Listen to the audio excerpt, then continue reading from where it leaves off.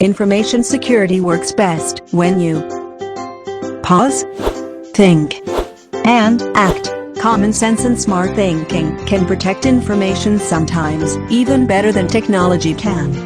For example, when connecting to a Wi-Fi in public places. No. No. Yes. Always connect to a secure encrypted Wi-Fi hotspot. When you are in a crowded place.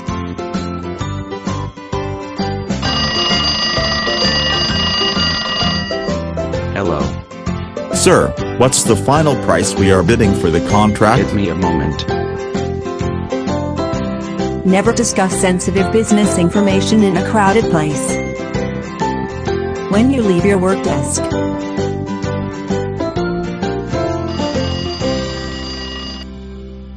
No, wait. Did I forget something?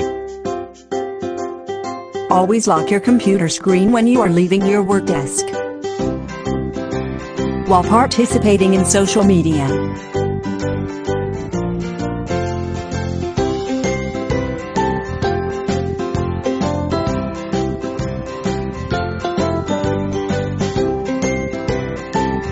Never disclose any sensitive business information in social media while leaving the printer bay.